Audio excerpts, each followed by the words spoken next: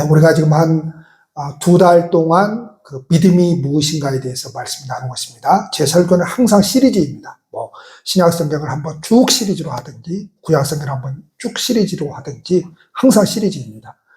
새벽 설교도 항상 시리즈입니다. 항상 창세기부터 요한계시록까지 계속 돌고 도는 겁니다. 이제 오늘 이제 2달 동안 그동안 그 믿음이 무엇인가에 대해서 말씀을 나눴습니다. 제가 생각하기로는 이제 제가 나름대로 이제 생각하는 것이 있어요. 믿음의 단계를 소위 말해서 1단계부터 4단계까지 이렇게 생각을 합니다. 그러니까 1단계 초보 단계에서부터 이제 4단계까지 이제 그런 믿음이 이제 성장해 가는 그런 이제 단계입니다. 대부분의 그리스도인들은 보통은 통계적으로 보면 1단계에서 머물러서 신앙생활 하다가 죽습니다. 대부분은 그렇습니다. 그러니까 대부분 갖는 신앙이 뭔가 하면 예수 믿으면 구원받아. 여기서 머물러서 그렇게 살다가 죽습니다. 근데 이제 어느 정도의 사람들은 2단계까지 조금 올라가는 사람들이 있습니다. 근데 3단계까지는 굉장히 쉽지가 않습니다. 여기서 말하는 3단계, 4단계는 무슨 말씀을 지키는 것을 말하는 게 아닙니다. 어떤 사람은 의지가 강하기 때문에 잘 지켜낼 수 있습니다. 어떤 사람은 의지가 연약해서 지켜내지 못하는 사람도 있습니다. 지킨 것, 못 지킨 것을 믿음의 성장이라고 말하지 않습니다. 믿음의 성숙이라고 말하지 않습니다. 이렇게 1단계에서 4단계까지 있다고 한다면 제가 생각할 때에 성경을 이렇게 깊숙이 이렇게 들어가서 신앙이라고 하는 것이 무엇인가를 이야기할 때에 그것도 역시 제 나름대로 한 1단계에서 3단계까지 이 정도로 이렇게 말씀을 알고 깨닫고 이렇게 설교할 수 있습니다. 보통 1단계는 그저 수박 거달기로 성경에서 말하는 것, 그리고 인간의 열심을 이야기를 한다면, 이게 보통 1단계에서 이제 이야기를 한다면, 우리가 지금까지 또 한 2달여 동안 나누었던 믿음이라고 하는 것은 제가 생각할 때에 한 3단계, 최고의 단계로 제가 지금 설교를 한 겁니다. 여러분들이 굉장히 그 이해를 못 하시는 분들도 있었을 것이고, 그리고 어떤 분들은 평생 그 신앙생활 해오면서 설교를 들으면서, 막 너무너무 좋다고 하시는 분들이 있고, 평생 내가 이런 설교를 들어본 적이 없다고 하는 사람들도 있고, 그런 분들이 계세요. 그런 분들이 계시는데, 그거는 이제 보통 우리가 설교를 들을 때에 1단계의 이제 설교를 들으면서 아주 이제 고차원적인 3단계의 설교를 들으니까 3단계에서 하나님께서 말씀하시는 그 내용이라고 하는 것이 굉장히 우리가 생각하는 그런 아주 저차원적인 그런 것을 말씀하고 있는 것이 아니고 얼마나 하나님의 말씀이 수준이 높으신지 그걸 이제 우리가 깨닫게 되면서 그 믿음의 세계를 온전히 이제 이해를 하게 됩니다. 그 세계에서는 인간의 자랑도 할 수도 없고 인간의 의도 말할 수도 없고 오직 하나님께서 일하시고 하나님께서 내게 오신 것이고 그저 하나님께서 나를 이끌어 가시는구나. 나는 그저 그분의 인도하심에 그냥 맡긴 채로 그냥 끌려가는 것이구나라는 것을 이제 드디어 이제 비로소 깨닫게 됩니다. 여기까지 가버리면 사람이 어떻게 되느냐? 어떻게 돼요? 1단계에 머물러 있었을 때에는 이게 하나님이 도대체 내 인생을 책임져 줄까? 아닐까? 염려하고 불안해합니다. 그런데 이 정도까지 가면 하나님이 다 책임져 주십니다. 그래서 거기에는 두려움이 없고 불안이 없습니다. 이게 이제 믿음의 단계거든요.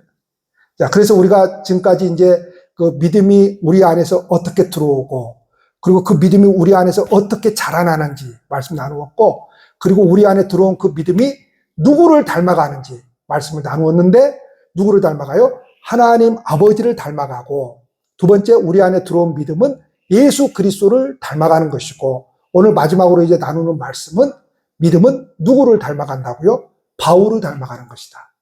사도 바울이 나를 본받으라 그랬잖아요. 이 세상에 그 어떤 누구도 나를 본받으라 이렇게 말하는 사람은 한 사람도 없었습니다. 오직 사도 바울만 말할 수 있었습니다. 만약에 여러분 제가 여러분들을 향해서 나를 본받으십시오 이렇게 해봅시다. 그러면 제가부터 두드러기 납니다. 네, 제가부터. 제가 여러분들한테 이렇게는 말할 수 있습니다. 제가 여러분들에게 설교한 지금까지 20여 년의 그 말씀은 사심이 없이 전한 것입니다. 어떤 목사를 데리고 초청을 해서 헌신 예배를 드리든지 간에 그 목사님에게 제가 무엇을 설교해 주십시오, 이런 말 한 적이 없습니다. 당신 마음대로 하십시오. 하고 싶은 거 하십시오. 그런 적이 없습니다. 왜냐? 사심으로 설교를 하지 않았기 때문에 그렇습니다. 제가 이렇게 말할 수 있습니다. 저는 지난 동안에 사심으로 설교한 적이 없습니다. 하나님의 말씀을 통해서 여러분들이 온전히 자라나기를 원하고, 여러분들이 많은 세상의 어려운 일들 가운데서 흔들림이 많은 세상 가운데서 흔들리지 않는 믿음을 가지고 이 믿음으로 끝내 살아되셨으면 좋겠습니다. 이 말씀은 드릴 수 있어도 나를 본받으십시오, 이건 못합니다. 근데 사도 바울은 나를 본받으라는 거예요. 그래서 우리가 누구를 본받아야 되느냐? 하나님 아버지를 닮는 것이고, 믿음은 예수 그리스도를 닮는 것이고, 그리고 사도 바울을 닮는 것입니다. 세상 사람들 잠깐 생각을 해보십시다. 우리가 사도 바울을 닮는다고 할 때에 세상 사람들이라고 하는 것은 하나님을 믿지 않는 사람들입니다. 하나님을 믿지 않는 사람들은 감각이 없는 사람들입니다. 자, 여기서 말하는 감각이 없다는 말은 그 인생에 방향이 없는 사람들입니다. 그렇죠, 여러분? 가만히 생각해 보십시오. 하나님 믿지 않는 사람도 방향이 있는지. 우리는 방향이 있습니다. 어디죠? 하나님 나라죠. 우리는 분명히 그 방향을 보고 지금 가는 겁니다. 그러나 세상 사람들은 방향이 없습니다. 그래서 사망입니다. 그러나 우리는 방향을 결정해 놓고 가는 겁니다. 그 방향을 결정해 놓고 걸어갈 때에 우리가 쓰러질 수도 있고 넘어질 수도 있고 잘못된 길로 갈 수도 있습니다. 그러나 방향은 분명합니다. 다시 일어서서 그 방향을 향해서 나아가는 것이고, 다시 곁길로 갔다가도 다시 돌이켜서 그 방향을 향해서 가는 사람들이 그리스도인입니다. 자, 세상 사람들은, 하나님이 없는 사람들은 뭐가 없느냐? 목표가 없습니다. 자, 그러나 예수님을 믿는 사람들은 목표가 있습니다.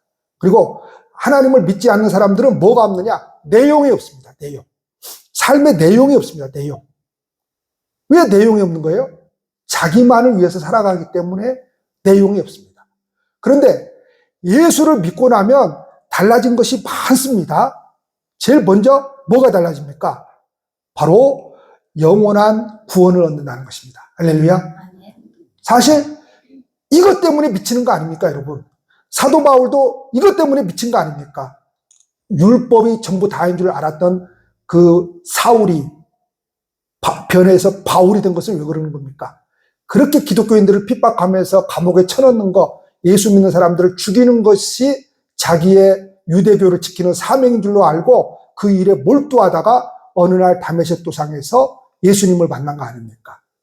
그리고 그 예수님을 만나고 나니까 구원이 이런 거구나라는 것을 깨달아지고 알게 되니까 사람이 미친 거 아닙니까? 여기서 미쳤다라고 하는 것은 정신병자를 말하는 게 아닙니다. 예수에게 미친 거 아닙니까? 자, 우리의 인생에서 그래서 예수님을 믿게 되면, 예수가 우리 속에 들어오면 우리 인생에서 가장 가치 있는 것이 뭐가 되어버리는 겁니까? 예수가 되어버리는 겁니다. 그전에는 뭐가 가치가 있는 것이 되었어요? 50평 아파트에서 사는 것이 가치가 있다고 생각을 했고, 좋은 차를 타고 다니는 것이 가치가 있다고 생각을 했고, 이 세상에 높은 지위를 갖는 것이 가치가 있다고 생각을 했죠. 그래서 그걸 위해서 열심을 내었죠. 그것이 목표인 줄 알고, 그것이 올바른 방향인 줄 알고, 그것이 내 삶의 내용인 줄 알고, 그것을 위해서 다 시간과 모든 내게 있는 힘을 다 거기에 쏟아 부었죠. 그런데 그런 사람이 예수님을 딱 만나고 나니까 그런 것들은 인생에서 아무런 가치가 없고, 그걸 위해서 노력하지 말라는 게 아닙니다.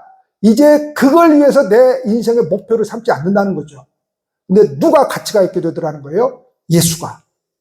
이게 영혼의 구원을 받는 사람들의 특징이죠. 이게 우리의 달라진 점입니다. 자, 그리고 또 뭐가 달라집니까? 하나님을 의지하여서 살아가게 되니까 놀라운 거죠. 뭐 얻게 돼요? 우리의 10년 가운데 평화와 안식을 누리게 됩니다. 세상에서는 평화와 안식이 뭐 때문에 평화와 안식이었습니까?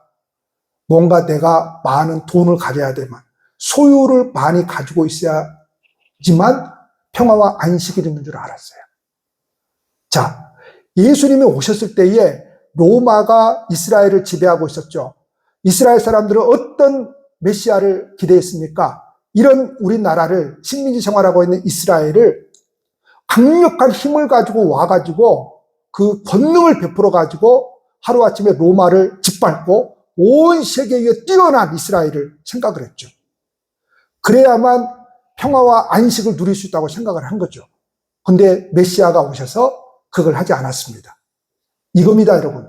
평화와 안식이라고 하는 것은 이 세상의 어떤 것들을 소유해서 얻을 수 있는 것이 아닙니다. 그거는 잠시 잠깐입니다. 근데 그 전쟁통에서도 평화와 안식을 얻는 비밀이 있다면 그건 뭐예요? 예수가 내 안에 있는 겁니다. 그 예수님을 내가 의지하는 겁니다. 하나님을 의지하는 그 속에 평화와 안식이 있는 겁니다. 그 하나님을 의지하지 않고 이 세상에 어떤 것들을 더 많이 소유해서 평화와 안식을 얻으려고 한다면 저와 여러분들은 죽을 때까지도 얻지를 못합니다. 그건 복음이 아닙니다. 하나님을 의지하여서 얻는 평화와 안식. 그리고 우리는 영원한 소망을 가지고 살아가게 됩니다. 그리고 우리가 이제 이 신앙생활을 하면서 채워 나가야 하는 부분도 있고요. 우리가 채워 나가야 하는 부분도 있어요. 우리 스스로가. 그리고 만들어 가야 됩니다. 만들어 가야 되고 연습을 해야 됩니다. 그렇기 때문에 신앙이라고 하는 것은 어느 순간에 되는 것이 아니고 구원은 물론 어느 순간입니다. 왜냐하면 예수님을 믿으면 구원이 이루어지는 것이기 때문에.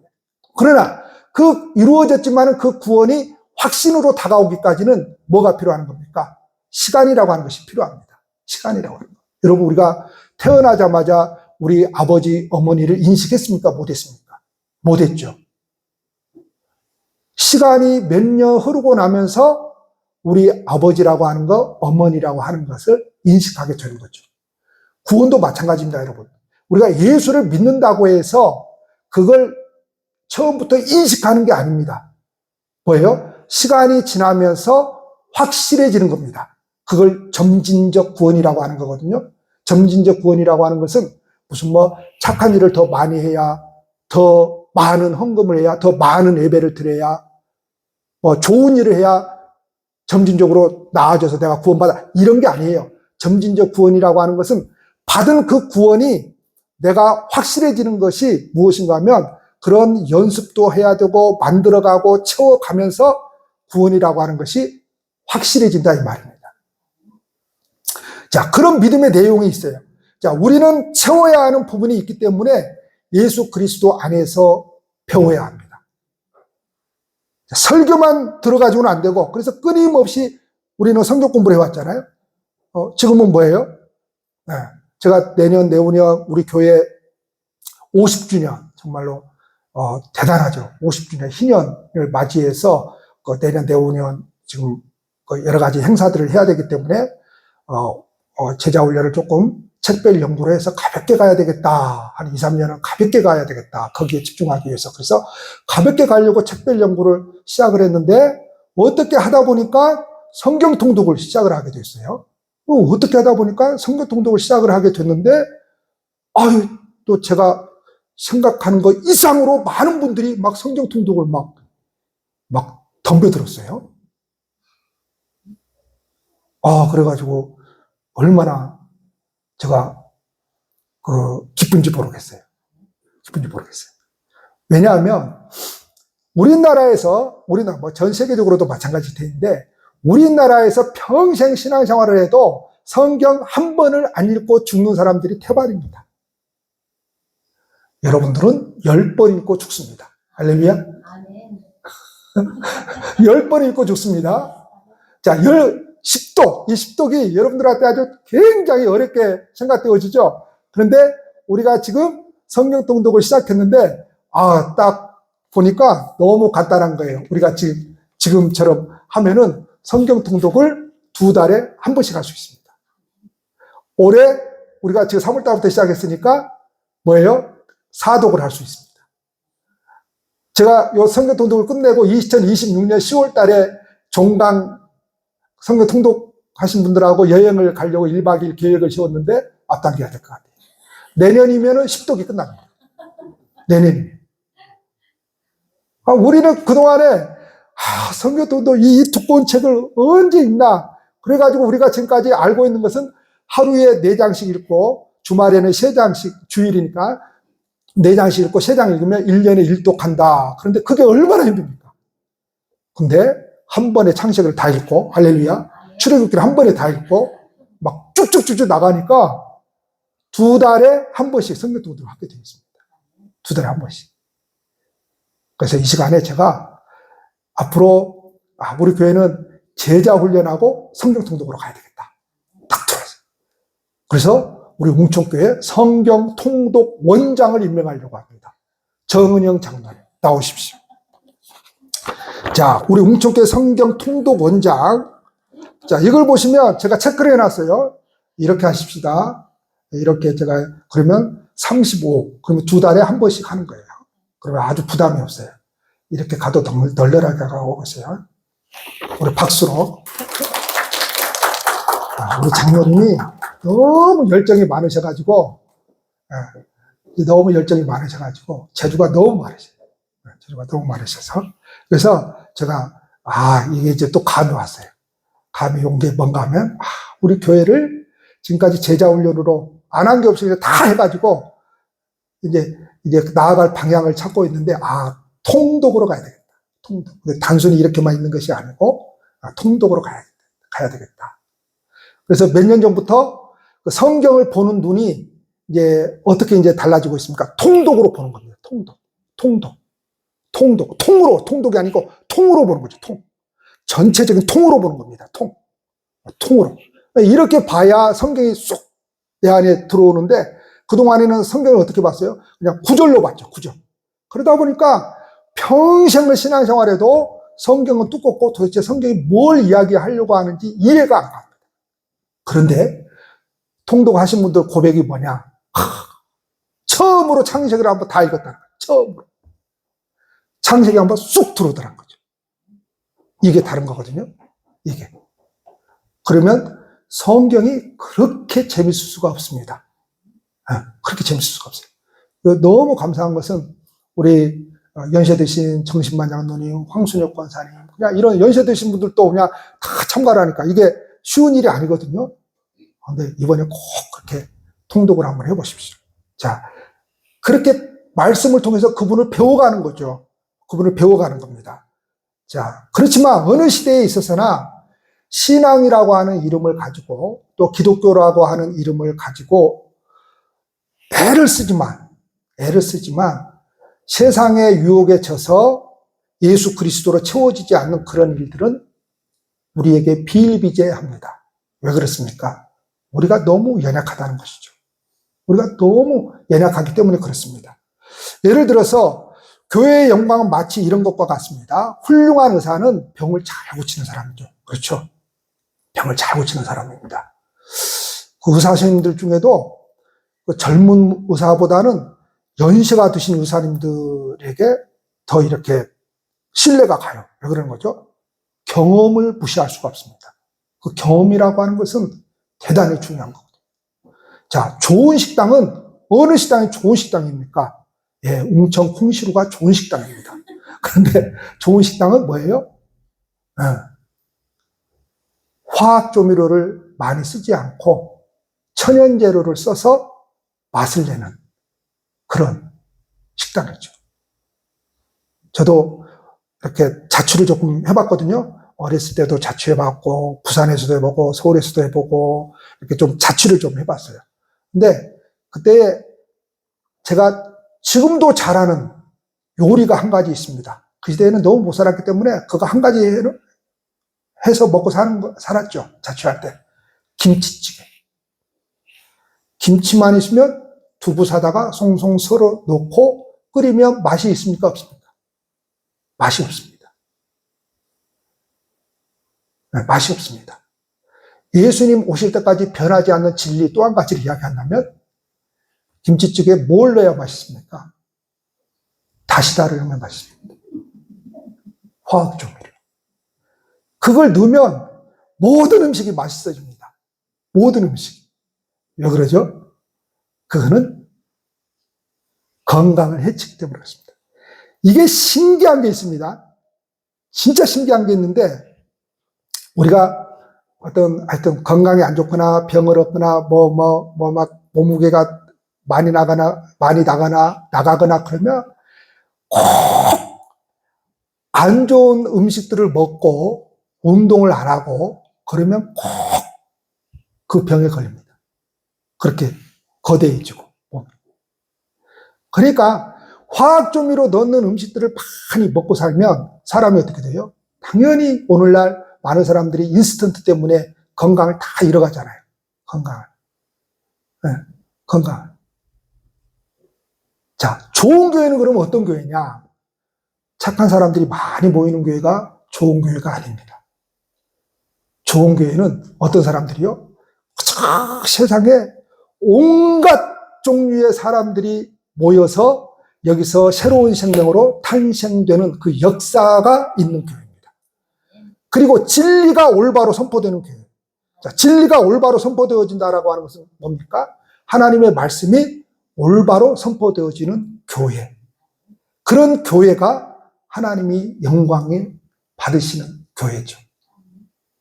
자, 그러나 어느 팀인가, 물론 사람의 연약함 때문에 그렇습니다만, 사람들의 관심을 끄는 것, 사람의 입맛에 맞는 일, 사람이 좋아하는 것이 교회의 필수적인 조건들을 대체해버리고 말았습니다. 제가 우리 교회에서 한 번 했는데, 여러분들 올라오시다 보면 계단에 그거 붙여져 있었죠. 계단에. 그래서 다 띄었잖아요. 그거 우리가 전도하려고 한 번 했는데, 사실은 그때 저도 그것이 참 저하고 안 맞았습니다. 그걸 추구하는 것이 저하고 맞지 않았고, 굉장히 제가 해온 목회에 우리 교회에 맞지 않았어요. 근데 어쨌든 전도를 해보려고 그걸 이제 제가 세미나 갔다 와서 그걸 이제 한번 한 거죠. 그런데 지금 이제 미국에 가셨다가 5월 달에 오시는데, 우리 박선자 집사님이 그걸 보시고, 목사님 설교하고 너무 안 맞는 거예요. 너무 저 붙여져 있는 것은 상술적이라는 거예요. 그래서 제가 다 지운 겁니다. 저도 너무 안 맞았거든요, 그게. 그러니까 제가 지금까지 목회해 오면서 제가 추구해 온 그 목회 방향하고 이게 너무 안 맞은 거예요. 너무 안 맞은 거예요. 그러니까 저도 그런 어떤 유혹을 받을 때가 있죠. 왜냐하면 현실적으로 교회라고 하는 곳이 현실적으로 놓여 있는 부흥도 시켜야 되겠고, 목사는 현실적으로 여러 가지들이 있죠. 그러다 보니까 이제 나이도 들어가고 그러니까 마음이 급해지고 바빠지고. 근데 박선자 집사님이 한번 딱 그걸 이야기할 때에, 나는 그 방향으로는 도저히 갈 수 없는 사람이더라. 그래서 그걸 띄는데 얼마나 힘들었는지 모릅니다. 아직도 2개 쫙 위에 남아있는데, 그래서 내가 띄면서 이걸 왜 했을까? 한탄을 하면서 띄었습니다. 얼마나 힘든지. 그래서 얼마나 우리가 올바르게 가려고 하는 것이 얼마나 힘든지. 자, 어쨌든 여러분, 달라진 것이 많이 있다고 했는데, 그것은 도덕적이고 윤리적인 것이 아닙니다. 다시 말해서 세상 사람들이 생각하는 것처럼 예수님을 믿으면, 또는 믿음의 성장에 가면 도덕적으로 깨끗하고 윤리적으로 깨끗하고 그런 게 아닙니다, 여러분. 그런 게 아니에요. 무슨 사상의 문제가 아닙니다. 이제 내일 모레 이제 선거날이잖아요. 무슨 사상의 문제가 아닙니다. 더불어를 찍어준다고 해서 하나님이 좋아하시고, 국민의힘을 찍어준다고 해서 하나님이 좋아하시고, 조국을 찍어준다고 해서 하나님이 좋아하는 거 아닙니다. 그건 우리 생각대로 하면 됩니다. 각자 생각대로 하면 됩니다. 아멘? 자, 그런다고 그런 게 아닙니다. 무슨 사상의 문제가 아니에요. 기독교는 예수 그리스도로 말미암아 구원을 얻고, 예수님을 알며 그 안에서 세움을 받아 예수님으로 채워지는 사람들이 갖는 부요함에서 나오는 것입니다. 그래서 세상 사람들은 외적인 것, 즉 어떤 소유로는 부유할지 몰라도 그 심령은 가난합니다. 예수 믿는 사람들은 지난 2000년의 역사 가운데서 보여준 것이 무엇인가 하면 외적으로 보여주는 것은 가난했을지 몰라도 그 심령만큼은 부유했습니다. 왜요? 예수님이 그 마음을 다 붙들고 있기 때문에 그렇습니다. 자, 저와 여러분들이 신앙생활에서 실패하는 가장 큰 이유는 무엇인가 하면 너무 가난하다는 것입니다. 영적으로 너무 가난하다라고 하는 것이고, 예수님 안에, 성경에 보면 예수님 안에 모든 부요함이 다 있다고 그랬죠. 자, 그 부요함이 없다는 겁니다. 자, 그 부요함이 없으니까 누구 때문에 교회 못 다니겠다고 그러고, 누구 때문에 시험 들었다고 자꾸 그러는 겁니다. 그 부요함이 없기 때문에 그런 겁니다. 그 부요함. 내가 정장용 때문에 내가 목사하고 있겠어요? 정장 때문에 일하고 내가 정장용 때문에 내가 예배 드리고 있겠어요? 내가 정장용 때문에 내가 교회 청소를 하고 있겠어요? 설거지를 하고 있겠어요? 식당에서 밥을 짓고 있겠어요? 그거 아니잖아요. 그 예수님으로 부요해야만. 그런데 그 예수님으로 부요하지 않으면 너무 가난해서 누구 때문에 예수 못 믿고 누구 때문에 예배 못 드리는 거예요, 여러분. 가난하다는 겁니다. 왜 실패하느냐? 그것은 저와 여러분들이 추구하는 신앙의 내용이 늘 세상의 것만 기대하고 세상의 것으로 채우려 하기 때문에 그렇습니다. 안 채워진다 이 말입니다.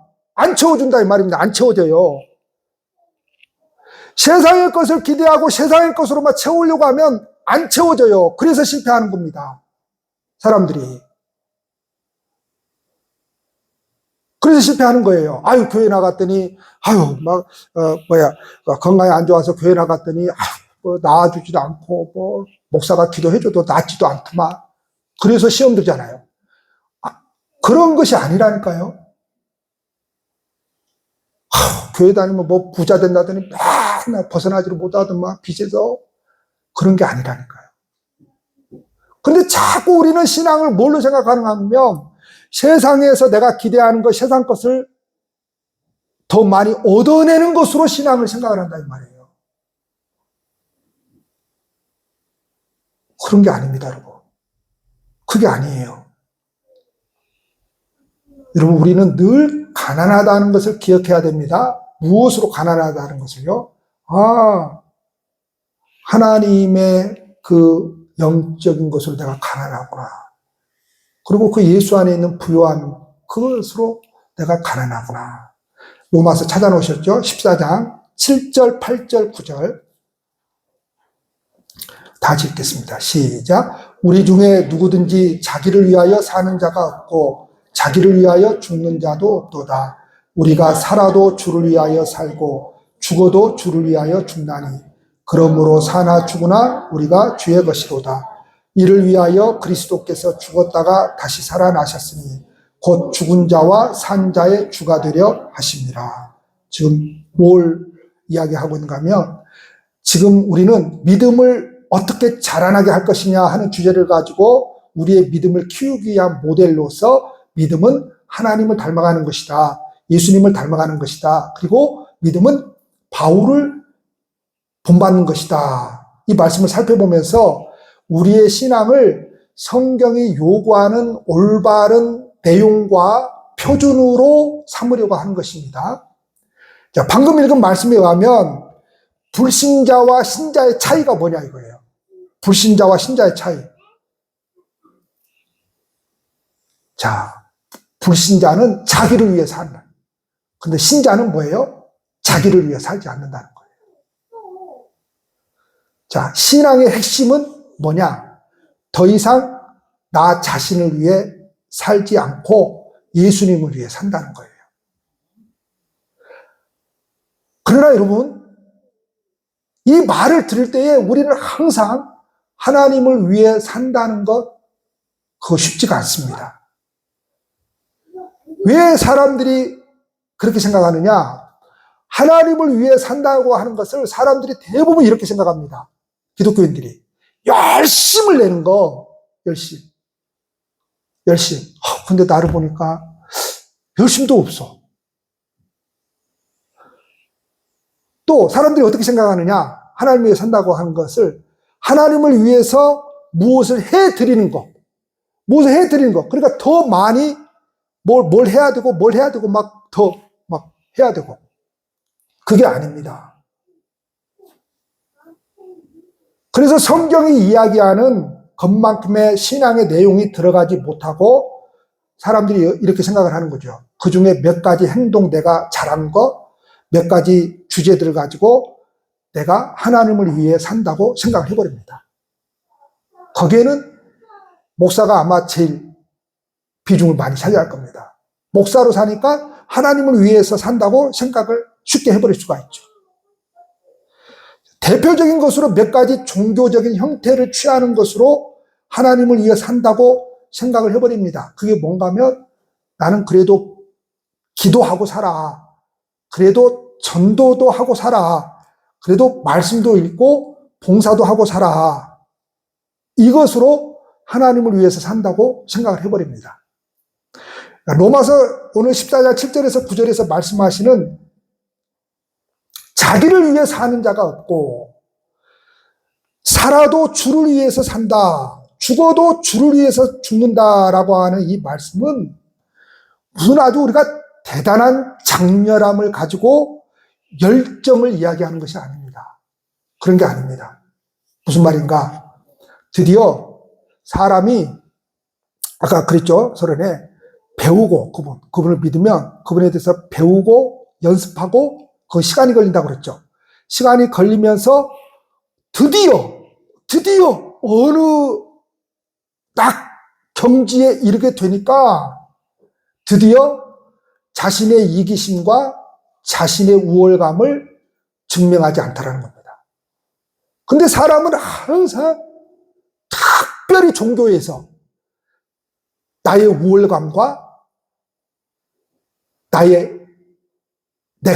내가 아주 특별하게 잘하는 것, 그것으로 자꾸만 사람들 위해 군림하려고 하고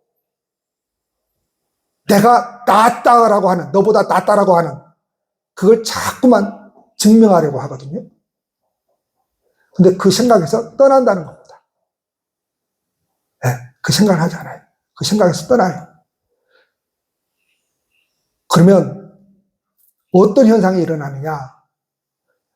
내가 여기에 있음으로 말미암아 우리 예수 그리스도의 주 되심과 그분이 나의 주인 되심과 그분으로부터만 나오는 은혜, 즉 그분으로부터 나오는 축복들, 진리들, 생명들이 다른 사람들에게 결실되는 것으로 보는 것으로 쉽게 말합시다. 기분이 좋다는 겁니다. 목사의 기쁨이 뭐겠습니까? 다른 사람들이 예수님을 믿고 웃음을 찾는 겁니다. 웃음을 찾는 거예요. 다른 사람들이 분명히 보입니다. 눈에. 예전에는 우리 교회 처음 왔을 때는 그랬는데 찬송과 하나님의 말씀으로 변화되어져 가는 모습들을 보게 됩니다. 그래서 변화되어진 모습들은 무슨 착한 일을 한다는 게 아니에요. 더 뭔가를 한다는 게 아니에요. 얼굴이 밝아져요. 누구처럼요? 목사처럼 밝아져요. 그것으로 만족한다는 겁니다. 그것으로 만족한다. 고린도전서 2장에 보면 바울의 고백이 나와요. 자, 바울이 어떤 고백을 하는데 고백을 하거든요. 근데 교회를 좀 다니신 분들은 고린도 교회 하면 쌈박질하는 교회잖아요. 근데 쌈박질하는 교회는 하나님의 은혜가 없습니까? 아닙니다. 여러분, 앞으로 예수님 오실 때까지 고린도 교회처럼 하나님의 은혜를 받은 교회가 없어요. 얼마나 은혜를 많이 받았는지 하나님의 은사가 거의 모든 성도들에게 다 나타났습니다. 충만히 나타났습니다.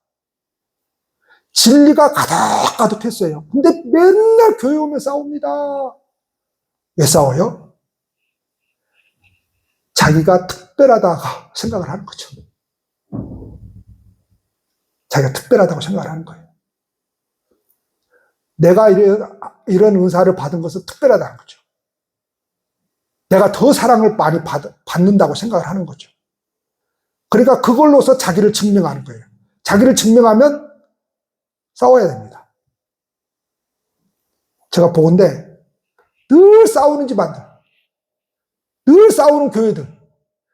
여러분, 세상 사람들 계모임 많이 하죠. 근데 계모임을 왜 하는 거죠?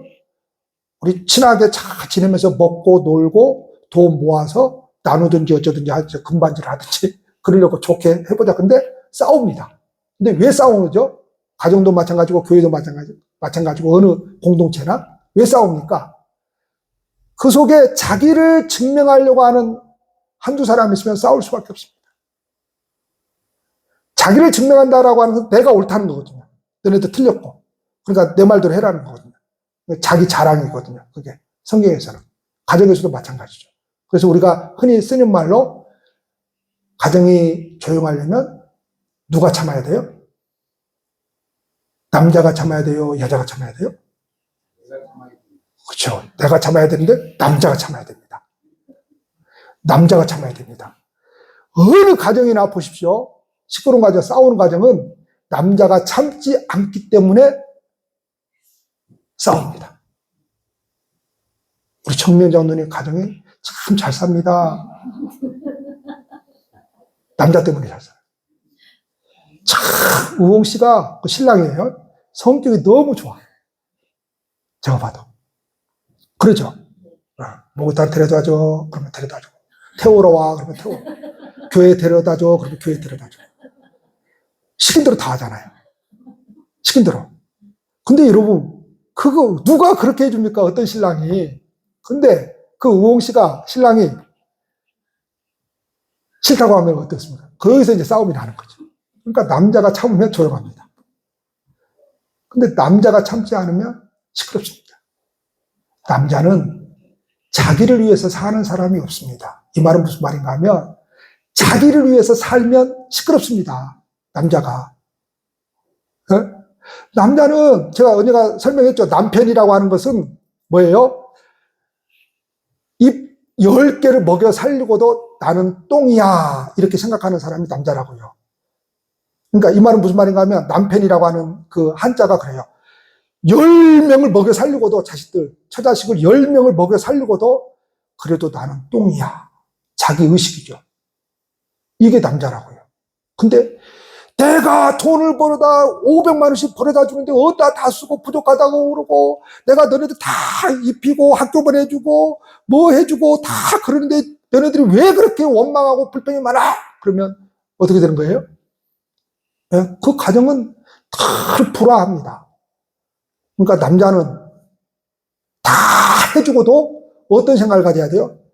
나는 우리 집안의 똥입니다. 교회도 마찬가지예요.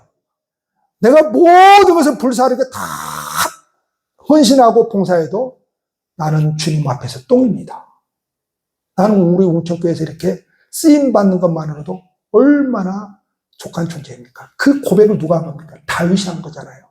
성문에 있는 것이 좋사오니 누가 성문 지키는 그게 여러분 성문 지킨다라고 하는 것은 아무 보잘것 없는 사람이에요. 그 직책이. 근데 하나님의 교회에 성문지기로 있는 그것만으로 너무 좋다는 거죠. 하나님의 교회에서 하찮은 일 주어지는 것이 하찮은 일이 아니라고 하는 겁니다. 너무 귀한 일이라고 하는 것입니다. 그래서 우리 웅천교회 남자들은 오늘 다짐을 합시다. 가슴에 얹고 시작. 나는, 자 따라서 하셔. 나는 똥이다. 그래야 조용합니다, 여러분. 그래야 조용합니다. 이제 우리 여성들님들이, 우리 남편이 속을 썩여요. 이제 교회 안 다니는 사람은 상관없는데, 우리 웅쪽에 다니는 남자들은 그러면 안 됩니다. 네, 남자들이 참아야 됩니다. 자, 그래서 바울이 뭐라고 고린도 교인들을 향해서 말하는가 하면요. 이렇게 말합니다. 제가 그걸 풀어서 이야기할게요. 내가 너희에게 복음을 전할 때 제일 걱정했던 것이 무엇인 줄 알아? 내가 똑똑하고 너희가 똑똑하다는 것이 결론이 될까봐 제일 걱정했어. 내가 전하는 것은 사상이 아니야, 철학도 아니야, 도덕이 아니야, 구원이고 생명이야. 이것은 십자가 외에는 방법이 없는 거야. 십자가를 통한 하나님의 구원의 능력과 은혜 없이는 이루어지지 않는 것이야. 너희는 십자가와 하나님의 은혜로 그 능력으로 구원함을 얻은 것이지 너희가 잘나서 받은 것이 아니야. 너희가 똑똑해서 받은 것이 아니야. 너희에게는 이 일을 깨닫거나, 그러니까 인간에게는 이 일을 깨닫거나 이 구원을 받아들이는 일에 너희 안에 무슨 조건, 우리에게 없다는 거예요. 원인도 없고 너희는 그래서 자랑하지 말라는 거예요. 자랑하지 말라는 거예요. 자, 목사님들 가운데도, 교인들 가운데도 사도 바울을 본받고 싶은 사람 많죠. 특별히 목사들이 사도 바울을 본받고 싶어 하는 사람들이 많죠. 또 어떤 사람을 또 본받고 싶어 합니까? 요셉을 본받고 싶어 하는 사람들이 많습니다. 그런데 도대체 왜 우리가 그런 사람들을 본받고 싶은지.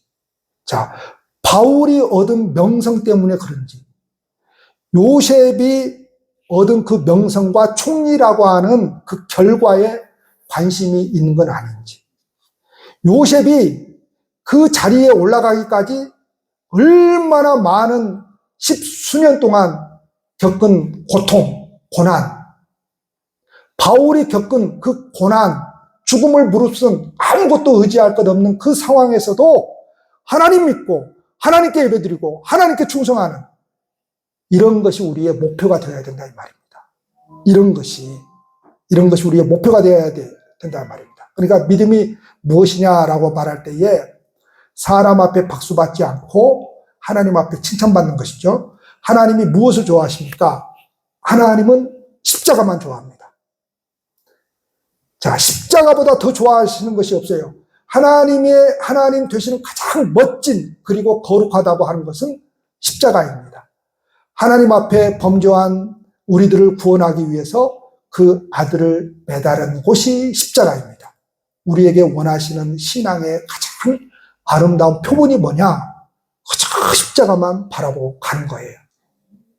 예수님께서도 직접 그렇게 가르치셨습니다. 아무든지 나를 따라오려거든 자기를 부인하고 날마다 제 십자가를 지고 나를 따를 것입니다. 바울이 십자가만 따르기로 자신의 인생을 걸었습니다. 십자가에는 내 의도 없습니다.